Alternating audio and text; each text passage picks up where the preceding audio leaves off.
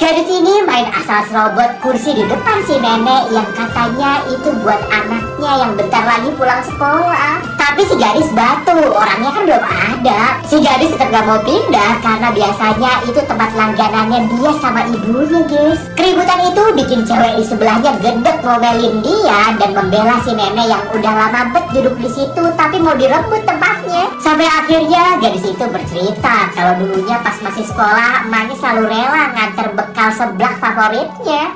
Tiba-tiba nenek itu ngucapin nama si cewek itu dong. Ternyata itu ibunya yang suka pikun sama anaknya. Dan ibunya juga suka lupa kalau anaknya sekarang udah gede, udah lulus juga, tapi dia masih jemput setiap hari ke sekolah lamanya dong. Cuma si anak juga nyempetin dateng dan ngewajarin hal itu biar si mama senang selalu, guys. Absen dulu ya yang klik tombol like dan subscribe. Aku doain mamanya bisa masuk surga semuanya, amin.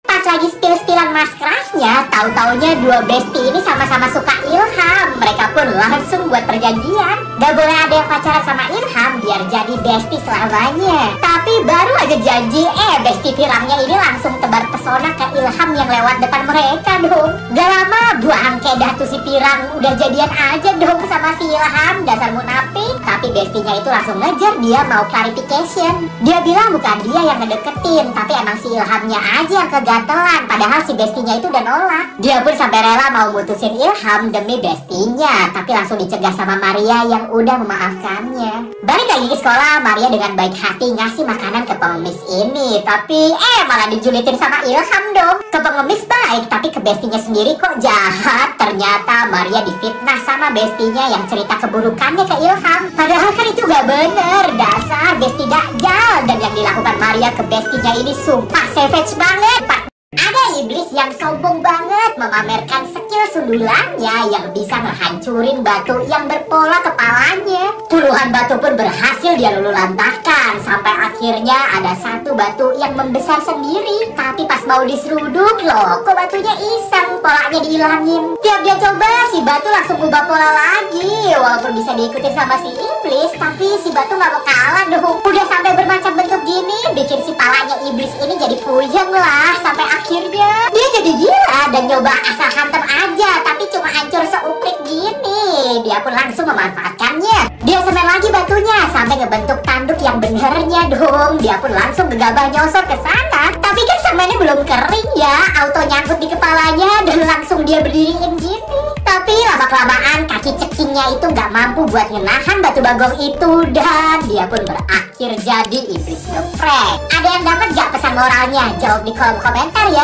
Saat ayam ini mobilnya mogok, tiba-tiba datang Karban ngepot dan langsung keluar dengan mulus bawa kunci. Tapi kunci bannya malah ngegibeng leher si ayam sampai somplak. Si mas kucing pun nyoba ngeluarin bautnya, tapi kok susah amat. Si ayam pun disuruh bantu tuh. Tapi pas dia di depan, kelepas dan malah ngejitak dagunya. Pas dia coba lagi, sekarang malah masa depannya hilang. Udah dipasangin tali biar lebih aman aja, tetep gak copot tuh baut. Malah giginya si ayam yang copot. Karena kerjanya lelet, kan sopir anjing ini pun bertindak. Dia pun pakai tangan kosong, guys, dan akhirnya walah berhasil sih. Tapi sama pelek-peleknya gini juga copot dong, sampai rusak gini.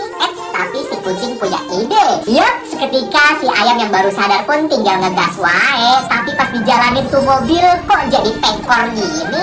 Ternyata akal-akalan mereka ngeganti ban mobilnya itu jadi sepatu mereka dong, koplak. Gadis ABG ini sambil judes tiba-tiba ngambil bekal makanan temannya. Padahal baru beberapa suap dia makan. Dan tiba-tiba tanpa bicara si Bado pun langsung ngebuang semua bekal temannya itu ke tong sampah. Si Poni pun langsung syok parah. Dia pun dengan wajah tanpa dosa duduk lagi dan lanjut makan. Temennya itu cuma cengok. Tiba-tiba ada murid lain yang menegur. Dia bilang, temen lu kan belum sarapan, dakjal banget lu ngebuang makanannya.